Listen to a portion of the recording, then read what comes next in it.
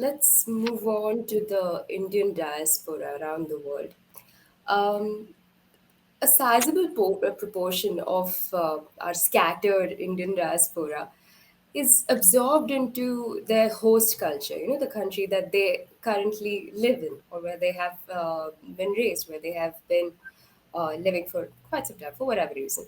Hmm. And that's a beautiful process. That's acculturation, but they seem to be slightly straying farther from dharma and not deeply rooted, not as deeply rooted as they should be. However, recently there is a noticeable rise of this dharmic conscience, this civilization conscience within the diaspora. What can we do to significantly accelerate this process of civilization revival? Beautiful. I think we're doing something right now. I think conversations like this really, for me, it's a big part of where I get my inspiration from. I listen to a lot of wonderful speakers just on YouTube or anywhere, and you can really get a lot of inspiration. I think dialogue between thoughtful people really elicits a lot on behalf of moving people forward. It can be quite a powerful tool to inspire people, and uh, I don't blame people who have emigrated, and it's really hard. I remember when I first went to America, I was about 18, and it was when it's such a culture shock. I was raised very very sheltered in a very dharmic sense, and when I got to LA, I was like, oh my God, you really try to fit in. It's so overwhelming. You just kind of shed your identity immediately if you're young and impressionable. And most Indians, when they go abroad, they have to fit in. They have to try their best to kind of, um, you know, be successful there. So it's natural.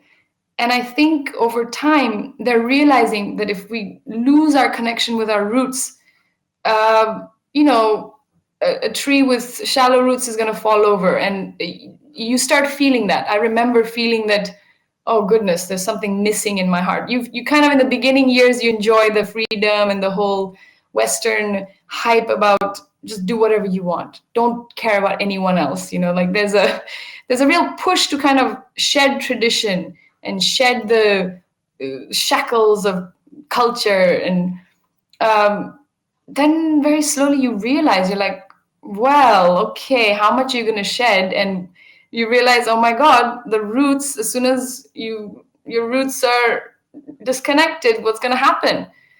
What tree with shallow roots bears fruit? You know, you start feeling what's missing. And naturally, then Indians who have maybe been there for second generation, then they start thinking, "Acha, ab thoda culture ke bare mein pata lagana hai." They after a while, after they settle and become a bit successful, and they've got things going, then we can revive our identity.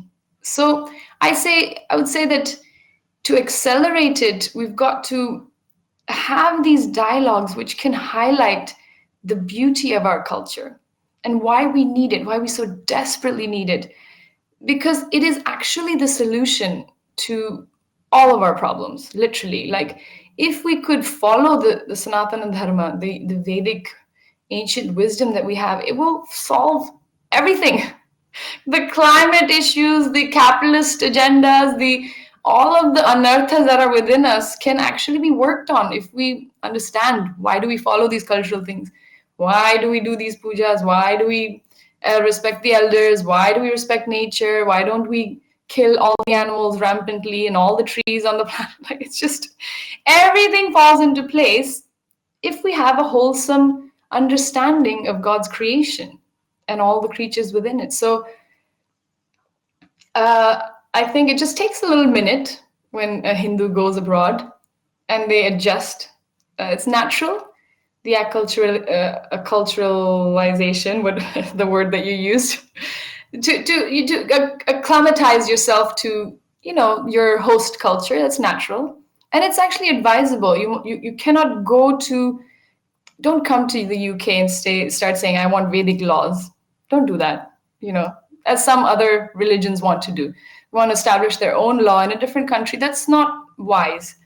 That's not appropriate either. So, no, you follow your own culture deeply within, but you must acclimatize. So, to accelerate it, to facilitate it, I would say that the world has become a small place because of the internet.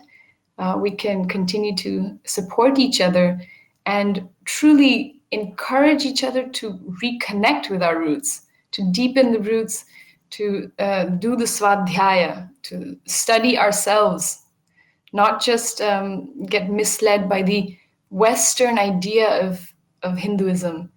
There's a real issue about this neo-Hinduism that everything is one. There's not really, it's just energy. There's no real God. It's just a oneness. Murti puja ki koi zarurat nahi hai. Mandir mein jana ki koi zarurat nahi hai. You know, read the scriptures. Why do we do these rituals? Why it helps us, these sanskaras. Each, the shorter samskaras, they are there for our benefit. Let's not throw the baby out with the bathwater and get swept up by the Western version of Hinduism.